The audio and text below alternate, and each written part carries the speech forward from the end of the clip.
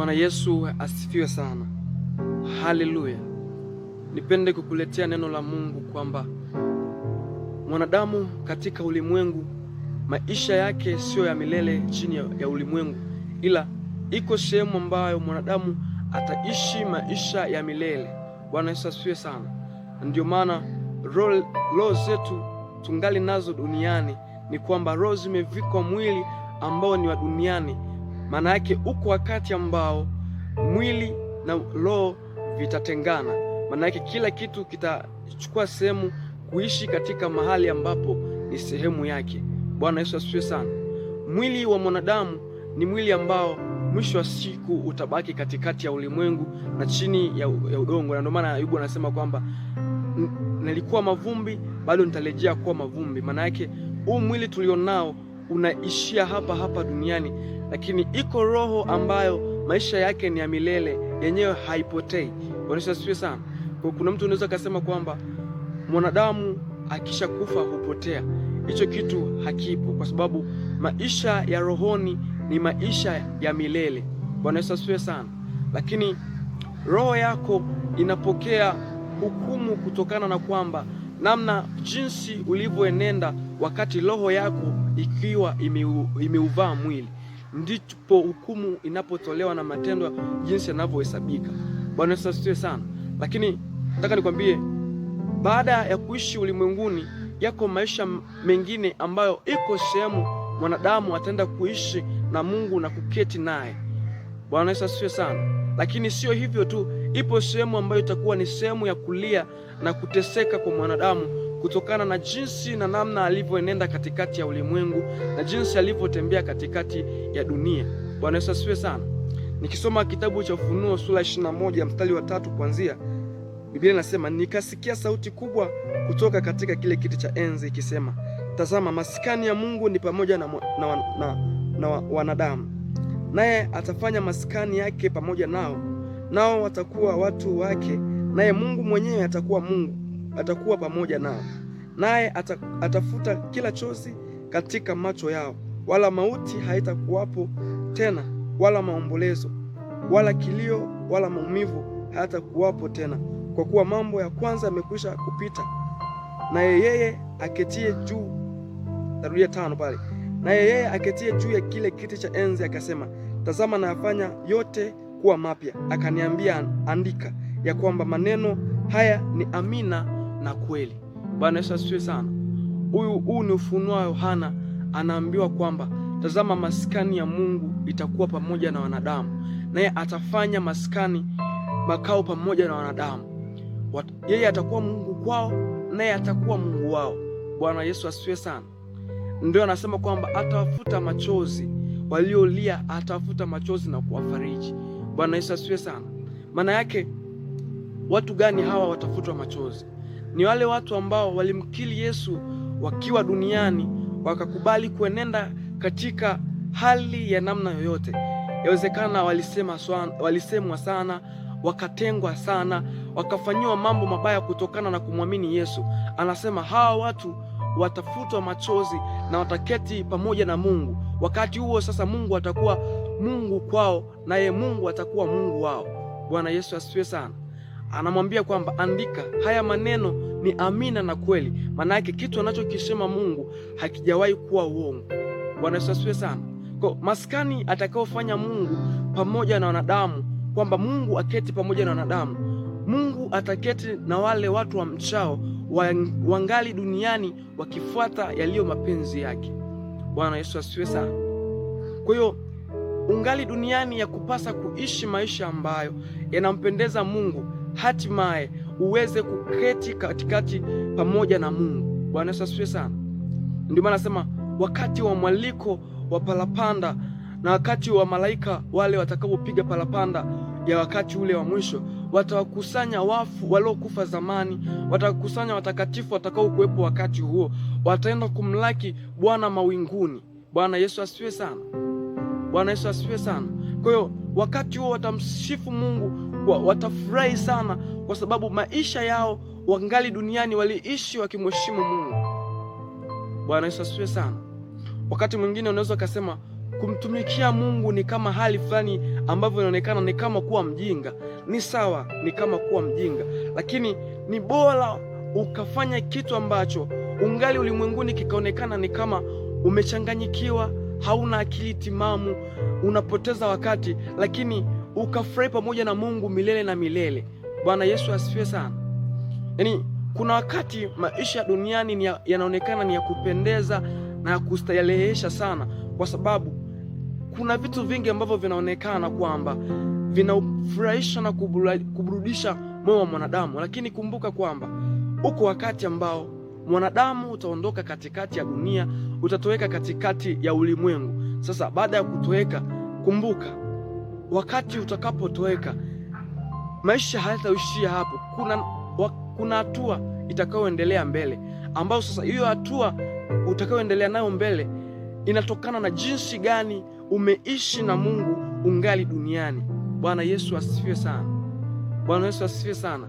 Nikutie moyo ewe mtu wa Mungu ambaye umemkubali Yesu na kumpokea katikati ya dunia ambayo imeharibika, dunia ambayo imeoza, na dunia ambayo yako mambo mengi ambayo yanafanyika ni ya kusikitisha. Mambo mengi ni maovu kiasi kwamba unaweza ukatamani ukaishi katika hayo, lakini ashukuriwe Mungu atupae nguvu ya kuendelea kusimama na kuyashinda yote. Bwana Yesu asifiwe sana. Ingalikuwa sio Mungu tusingaliweza. Haleluya. Kwa wewe mtu ambaye bado hujampokea na kumkubali Yesu, ya kupasa sasa uchukue uamuzi na hatua kwamba umkubali Yesu katikati ya dunia. Uache yote ambayo unaonekana kwamba ni mambo ya mazuri katikati ya ulimwengu. Nikukumbushe kwamba yote yanapita, na ndio maana nasema maskani ya Mungu itakuwa pamoja na wanadamu. Kwa atafanya maskani pamoja nao. Haleluya. Kwa hiyo nikusii kwamba viko vitu vingi vya kupendeza katikati ya macho ya wanadamu. Hivyo tambua ni vitu vya kupita, hautofurahia milele. Yesu asifiwe sana. Bwana asifiwe sana. Kwa imekupasa kuchukua hatua ewe mtu, imekupasa kuchukua hatua ewe mwanadamu, ubadilike, uishi sawa sawa na mapenzi ya Mungu. Kuna wakati kwa sababu ya kuyafurahisha maisha yako, kwa sababu unaona unafurahia katika maisha yako, unaona kwamba hakuna namna, kuna mwisho duniani. Nikukumbushe, wako babu zako, wako watu waliotangulia mbele zako. Tunavyosema siku ya leo, hawapo chini ya ulimwengu. Sasa wamebaki kusubiri kupokea sawasawa na jinsi walivyoenenda katikati ya dunia, kupokea sawasawa na jinsi walivyotenda wakaishi katikati ya ulimwengu.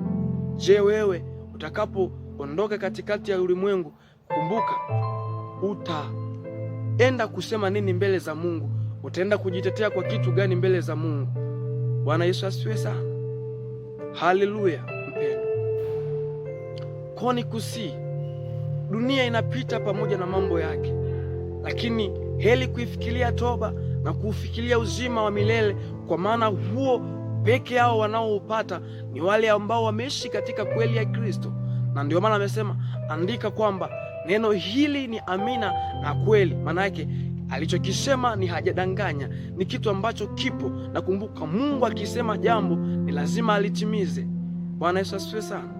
Kwa hiyo inawezekana unaishi katika ulimwengu, unajifariji, unafurahia sana na kuburudisha moyo wako, lakini tambua uko wakati ambao hayo yote utaona kwamba yalikuwa ni upumbavu mtupu. Hayo yote yalikuwa ni kama upuuzi mtupu. Utatamani wakati ungelejeshwa ili upate nafasi ya kumrejea Mungu, lakini nafasi hiyo haitokuwepo tena, lakini wakati huo hautokuwepo tena. Bwana Yesu asifiwe sana. Na ndio utakapouona wakati wote ule uliotumia duniani ni kama ulikuwa unapoteza wakati, unatamani ungelejeshwa ukafanye yaliyo mapenzi ya Mungu. Haitowezekana tena. Na ndio maana unaona tajiri na Lazaro. Yule tajiri analia kwa uchungu akitamani apunguziwe hata adhabu, lakini haiwezekani.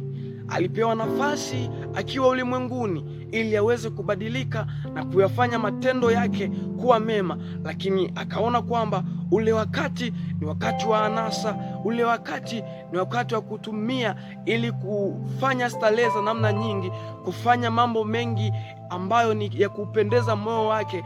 Akauburudisha moyo wake kwa namna alivyoweza, akafanya mambo mengi ambayo kwake moyo wake uliburudika wakati ule. Bwana Yesu asifiwe sana. Ndio maana akalia sana, akasema kwamba ingewezekana hata atumwe Lazaro duniani awahubirie hata ndugu zake, lakini akasema duniani wako wachungaji, wako watu wanaihubiri injili ya Mungu kiasi kwamba wasipowasikiliza hao hawataweza kuokoka, nao sehemu yao ni katika ziwa liwakalo moto na kiberiti. Anasema hata angeshuka Yesu mwenyewe, yamkini hata kama angeshuka Yesu mwenyewe aihubirie dunia tena, isingewezekana kumwamini. Na ndio maana ana heri yeye mtu yule anayemwamini Yesu na kuikubali injili hata ingali hamuoni, maana neema yake inashuka na kuja kwake na kufanyika mwana wake na kuepukana na ile adhabu ambayo Mungu ataitoa wakati ule. Bwana Yesu asifiwe sana. Haleluya mpendwa. Kwa ni kusihi kwamba huu ni wakati wa kuchangamka ili tukaweze kuishi na Mungu, maskani ile Mungu aliyoandaa kwa ajili yetu, tukaweze kuketi pamoja naye. Tunaiandaa tungali duniani, tunatengeneza tungali katika ulimwengu, ili kwamba mwisho wa siku tukastarehe pamoja nao. Bwana Yesu asifiwe sana. Na ndio maana katika ile 4 anasema, naye atafuta kila chozi katika macho yao, wala mauti haitakuwapo tena, wala maombolezo, wala kilio, wala maumivu hayatakuwapo tena, kwa kuwa mambo ya kwanza yamekwisha kupita. Bwana Yesu asifiwe sana. Kwa imekupasa kuishi ukimcha Mungu. Heli wewe yule mtu unayemwendea Mungu wakati huu, kwa maana una sehemu yako katika ufalme wa Mungu. Bwana Yesu asifiwe sana. Asikufariji mtu kwamba ingali unatenda mabaya. Iko saa utakapokufa, kuna kutubu, kuna sala ya kuombewa uokoke, kuna sala ya kutubu. Hicho kitu hakipo, na ndio maana nafasi pekee ya mwanadamu katikati ya dunia ni wakati angalipo duniani. Wakati huu imempasa atengeneze maisha yake. Kwa hiyo ili ukaishi na Mungu, tengeneza njia zako. Mungu akubariki na kusina na kuombea mtu wa Mungu upate kubadilika, ili tupate kumwendea Yesu, tupate kumwona Yesu. Haleluya.